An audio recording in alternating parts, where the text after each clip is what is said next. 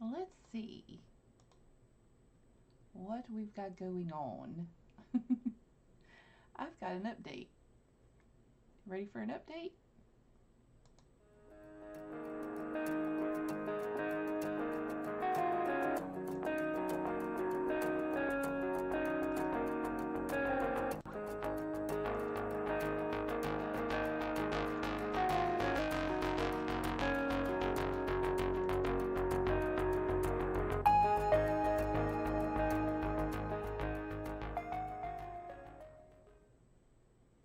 All right, let me fix myself first. Just a little bit. You know me, I just do things as I do them.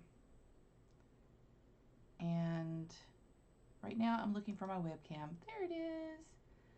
So that I can kind of pull this around. There we go. Ta-da! There, I'm here. Anyway, I've got to check the stuff that I have here because I was actually tagged by Jenna to do an author update. I definitely late. Not only is it late, but I was late getting here. So this is how my 2025 is gone. How about yours? Anyway, let me get to my little questionnaire. Here we go. Thanks, Angela. I'm going to go through all the questions. If you're curious about the questions, they are in the description. And I was supposed to tag some authors too, so I did tag those authors. I'm doing this in a way that is very unprofessional, but you know, that's me, Miss Unprofessional. Hey, Heather. Um, I was trying to adjust this, but it's just not working for me. If it looks like I'm looking down, it's because I did I made notes, y'all. I made notes instead of just not just going by the questions. My volume's really low. Uh-oh. Let me check that out. Let me check that out. I'm not sure why. It's not changed from this morning. I promise. Okay. Let me turn it up a little bit. Is that a little bit better? Hopefully that's better. I did turn it up by 10. It was low yesterday and this morning too. So, yeah, and there's... Okay, cool. I turned it up by 10. It's almost to like 95 at this point, but um this little mic. I love the mic, but um I'm so used to having a complete set that has the little mic right here. And so when I set things up, a lot of times I'll turn it down, thinking, that that's what I'm doing still. But I thought it was low this morning. Yeah. Well, I'm sorry, but yeah, now I was actually trying to be a little bit low this morning because at first the hubs was still asleep because I was on so early. So that may have also contributed to it. Anyway, I was tagged in this tag and I thought this would be fun. Um, there are questions, there were 10 questions, and it's kind of an update with where we are in the middle of the year. Um, it's been a roller coaster ride for us. I had plans. The plans aren't done yet. By now I should have already had at least one book released this year. That has not happened. There there were things. um, so I'm just going to go down this list of questions for you guys and finish them off, and then I'll tag the authors at the end. And also, if even if you're not tagged, if you feel like doing this, go for it. You know, tag me. Make sure, or at least let me know that you did it. That way, I can share it and I can watch it. So, number one, did you set any writing goals at the beginning of the year? Yes, I did. What were they, and are you on track? So I wanted to have both series, the main urban fantasy series and the prequel series, done by the end of 2025. That's not going to happen. However, it's going to be close. If I get things handled in these next few months, I am hoping to get at least one of them done, whether that be the main series or the prequel series. We're going to see how things go. It's almost like luck is against us on this, and it's been like that a lot. I can usually it's not that I can't accomplish 2 to 3 books a year. It's that everything around me causes things to get behind. Um, I don't want to release something that's not quality, and so I want to make sure that I take it through everything that needs to happen. Whether with us, it's like this is stuff we've written. This is stuff that I've got to go through and do a second draft, send it to beta readers. I've got to wait on the beta readers to do their job. Then they bring it back to me. Then I revise it again and I send it to the editor. The editor does her job. She sends it back to me. I revise it again. Then I listen to it, make sure there's not any clunky stuff, go through and make sure I get rid of any extra words and stuff. Then I format it. Then and along that path, we've already got the cover art done. And then it has to be uploaded correctly, any changes made, and then ready for release. It is a long process, and I don't want to skip any of those steps. So when things happen in my life that causes me to not be able to write or edit, things happen in Dawn's life, same thing. Things happen with beta readers' lives, things happen with the editor's life, things, because it's just a lot. So, yeah, we're hoping that we can catch up at this point. Number 2, if not already covered, what are you currently working on and how much writing have you done so far this year? It's kind of already been covered. Book 4 of the Urban Fantasy series. Book 5 is set up, and I'm almost done with the second draft, ready to toss it over to my beta readers. Hopefully by next month. The main thing is getting Dawn's schedule in a position to where she can go through it too, because there are things that we're going to have to rewrite. There are like 5 chapters we're going to have to write from beginning to end. And then, of course, the revisions where we go through. And I leave tags for her. She leaves tags for me until we get it all done. We are also doing shorter ebooks. So we may have to change gears and do those because I don't have to have as much. I don't have to send those through as many people, the ebooks that are paranormal romance. They're smaller books. They're novellas. And they only focus on like the main 2 characters, and everybody else is just kind of side characters, and we don't even have those as point of view characters. It's just the main characters. 3, have you reached any milestones so far this year? I mean, I turned 50. I lost my give a damn, and I haven't physically killed anybody yet. I mean, so I think that's pretty good. 4, what does your writing routine look like right now? Chaos, if you have one. Has it changed since the beginning of the year? I'm trying through the words August to actually force myself back into a routine. I used to have a routine down, because I worked in corporate healthcare, and then I had an office job for News and Observer in Raleigh, and then, of course, the kids, they had their routines, and then I had to follow along with their routines. So now it's like I've been floaty for a while, and I want to get back into at least a routine enough that I'm getting a standard number of words in every day. So I'm working on that, working on it. Number 5, have you encountered any good resources about writing? Um, Chaos would be my routine as well. Yeah, I know, Heather. It's 2025. Honestly, since the pandemic has been chaos for me. But specifically this year and last year. Last year and this year have both been 2024 and 2025 were rough. So, resources.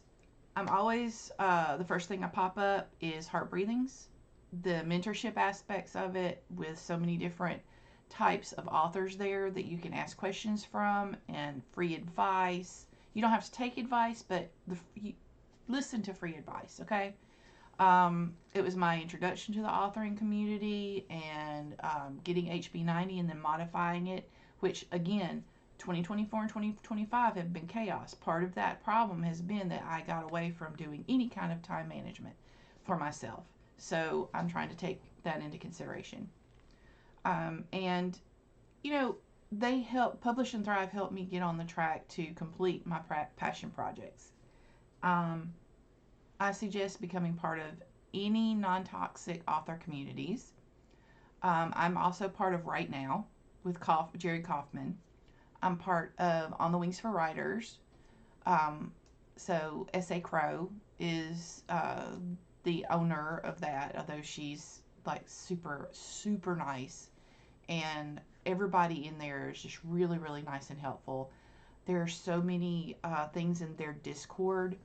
We share all kind of stuff. We critique for each other. We're just really big into sharing information and stuff. I'm sorry, I'm a person who speaks with her hands.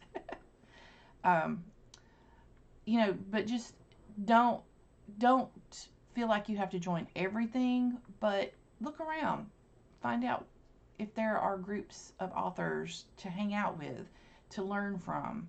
I've also become kind of like on Facebook. There are certain authors that I've been able to ask questions of that are doing much more than I am, and they've been able to give pointers, and they're just really, really nice. But as soon as you see clickish behavior or toxicity, kind of pull back. I don't blame you for doing that. That's protecting you. The folks around Two of Crohn's, the folks that hang out with Breaking the Block, you know, I've had nothing but good vibes with them. Um, Actual books and websites, anything from Russell Nolte. He's got some great advice and he's got some great resources. Zuli Rain, the Eamon Sisters, Kindlepreneur, Film Courage. All of those are different places where you can look to find great resources to help you out with all kinds of things as an author. And it's not just for authors; it's for writers. Like if you're doing articles or if you're doing freelance work, these places help you with that. Hello, Brandy, Angela, Eva. Thank you. Yeah, it's the freak out. Jenna did one, and she tagged me, and I cannot agree more with the title. It's kind of freaky. We're past the middle of the year, and I'm just like, where did it go, and how am I going to get things where it needs to be? So I thought I would share with everybody. It's not just you. It's all of us. I think everybody that I've come across has been like, 2025, right? And I'm like, yeah, you don't even have to say anything else. Also, books. We were talking about resources. Newsletter Ninja, Writing into the Dark by Dean Wesley Smith. And I've gotten several books by Becca Syme and T. Thorne Coyle that are great, that have helped out a lot.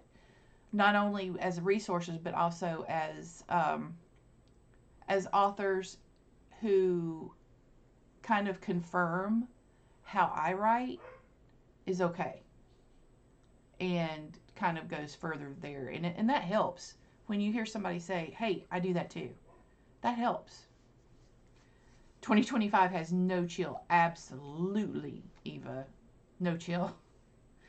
Okay, number 6. If you write with a playlist, what are your current go to songs to get into writing? Oh, this is a fun one. Okay, so I have been using Dark Academia, which is a YouTube channel. It is, I mean, it's a lot of piano music, but it's also like got this darker vibe to it, and I can play that in the background, and it doesn't have lyrics and stuff, so it doesn't grab my brain, and I can just continue to write. Lo-fi, so long as it's not too engaging to my brain, I can do that with it. But go-to songs for specific writing moods. So I've been writing a lot of melodramatic or trauma stuff here recently. Linkin Park. For those that know me, you know how deeply Chester's lyrics pulled me.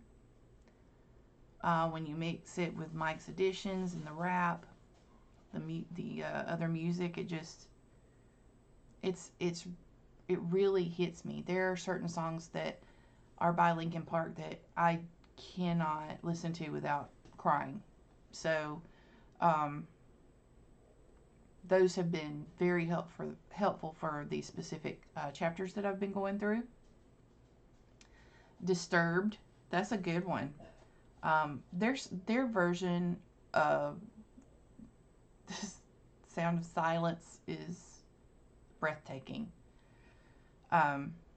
Who Wants to Live Forever, In the Air Tonight, Running Up That Hill, Sheep by Lay and Alan Walker. I've listened to that, especially for fight scenes.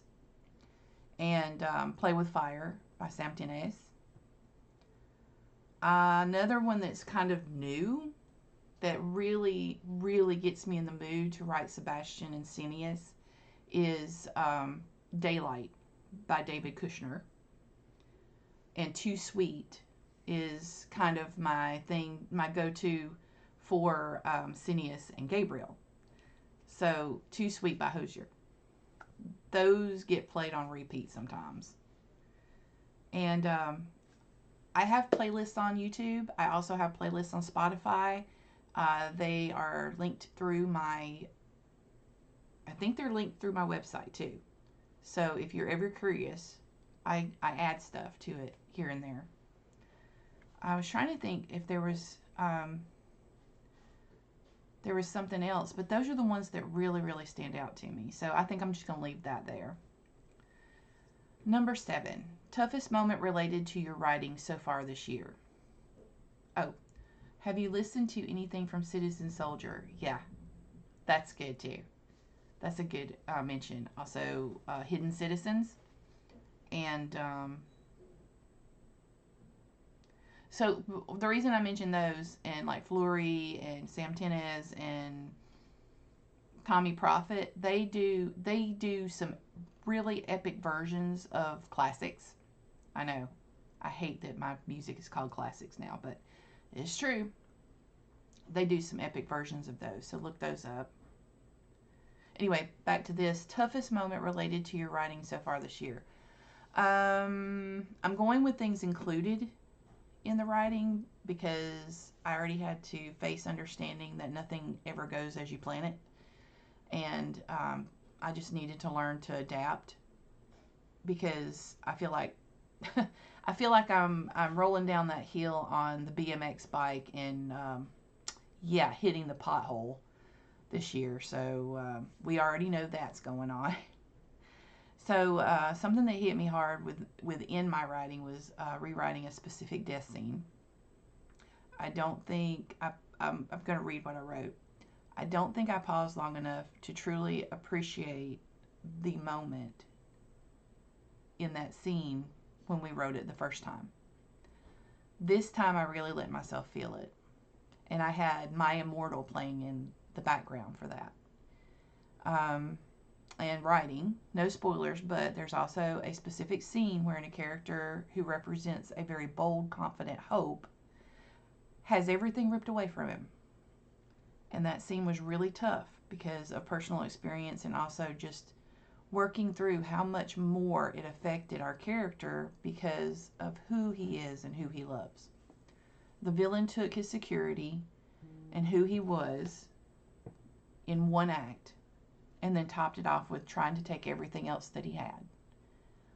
So, in other words, the villain is unredeemable. If you ever get to read the books, the villain is totally unredeemable.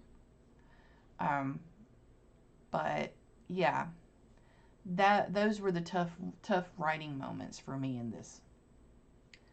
There's going to be more because everybody's going to learn what happened that broke Sebastian and Cineas up when we get finished with the prequel novels. I haven't started the last one, and that's going to be pretty tough. Number 8, the best memory related to your writing so far this year. Having everything fall into place for book 5. It was a jumble of scenes, and I didn't know what we were going to do. One of the other characters had jumped out earlier in the series, and we had never really given him much of a voice, but suddenly he was out there going, "You're going to give me a voice." So we did, and so some things had to change, but I worked through it during the Rough Draft Challenge. I saw suddenly there was a path, and I was like, that's it. This is what we're going to do. And so now it's in draft state. Number 9, something important that you've learned or advice for your future self can be very practical about the craft or more broadly about your own practice. Okay. Don't get married to one thing or one person. And I don't mean like your husband or your spouse. I'm talking married to an idea or to or being too loyal to one thing or person. Don't put all your eggs in one basket. I've seen so much fallout this year. Wow. And so this can be applied to life and writing, and the craft and the culture that we find ourselves in. Again, like I said, find your crew, but don't limit yourself to one crew. Also, make sure that if you see something that's toxic, kind of step back away from it. Protect yourself. Don't jump into it. Don't be too prepared to jump into it. Take a step back. Put a bubble around it. Take a step back. Not everything is your fight. So one example of this is, I don't know how many of you know this, probably all of you, but we lost our original artist. And I was just trying to make sure that we got the main series finished. We only needed the 2 books to finish the main series. Every other book the same artist had done, and so I was really scared that it wasn't going to get the same vibe if we got somebody else to do it. But turns out that we really should have changed artists a long time before that. She had lost her passion for it, and so that should have been something that we recognized, and we should have changed artists a long time before that. So don't get married to one person, one artist, one creator, there are other people out there that can do amazing if you give them a chance. Example 2, there is time that we don't have time for projects. So I'm starting to also do projects that are outside of this one project. Yes, we're going to get this series done. However, I also want to look into doing projects like I've got a fantasy novel that's been in my brain for years since we went to Gen Con in 12. Um, uh, we've there's just so much that I want to get into, and I may just after this main series is done, Dawn and I may just take a break and do like the short novels for the series while doing different projects on our own too. So there's that. Adapt should be the new word for 2025. Seriously, I adapt. Oh, Mama Maggie, hey, just got home and saw this. Love Citizen Shoulder. Yeah. I got approached by someone to help with some story writing for a new video game. Oh, that's amazing. Okay, so I did a few works for RPG companies. So much fun.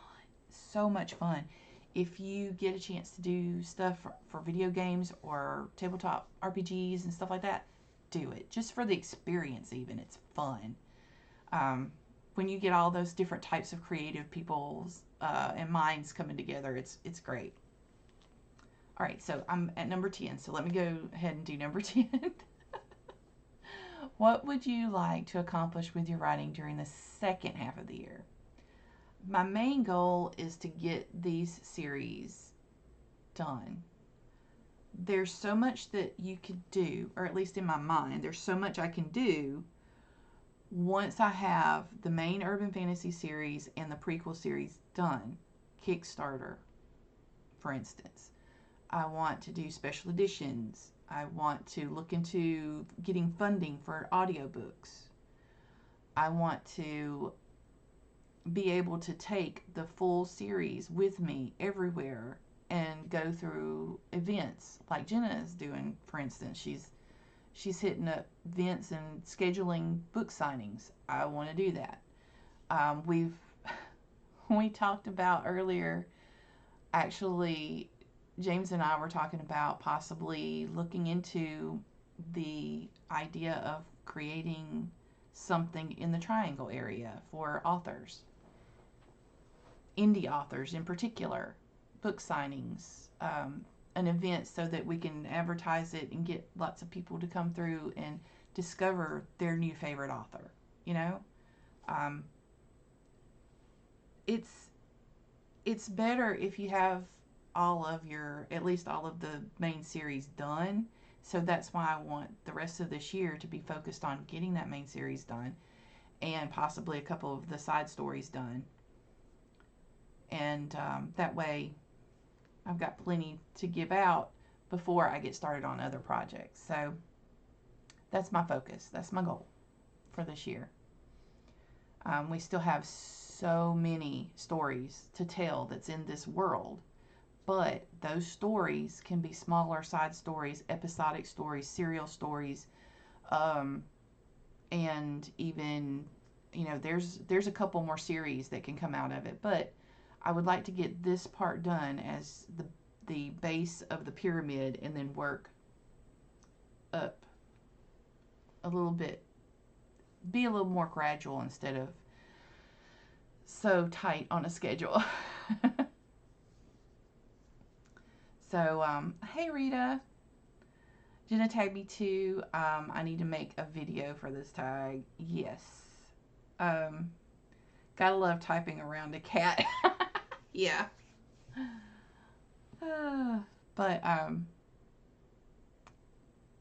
this community that has come through for me and been willing to be patient with me in my quirky ways and be there for me when I need a shoulder, or when I need encouragement, when I need criticism. I thank you. This wouldn't be happening without you. For my hubs, James, who actually pushed me into doing this. Um, Thank you. I love our corner of AuthorTube. Yes, adore it, adore it. Brandy. um, so far, I don't think I've heard anything, but um, the little imp, like Mama Maggie says, sometimes can be a problem. And just remind people. It's like, no, you're worth it. You're great. Thank you, Brandy. Don't be talking bad about me, or I will. I think I was nice, sir. Okay, so tag other authors was the last one. I don't count that as one of the questions, but I think right now I'm tagging Kay, Sam, Jared, and Devin, and they're from all this whole spectrum, different groups, so to speak, of authors, and that's part of the reason I did it, because I was like, okay, so I want an author from like the different areas of AuthorTube, but if you want to be tagged, let me know. We can all do this. I put the questions below in the description box, and that was this was, it really, really made me think. And I really needed to do this. All right. I'm going to go ahead and cut it there because I think that's all I need to write. Oh my gosh. Would you stop, sir? James is in there like tossing out questions and stuff as if this were an interview. No, sir. I have had my mid-year freak out. I'm moving on, and we're going to get through everything this year. 2025 is going to eat dust. I'm telling you. We're going to get the stuff done that we want to get done. Everybody. Just repeat after me. 2025 is going to eat dust. We're all going to get things done that we want to get done. Okay? Okay. Catch you on the other side.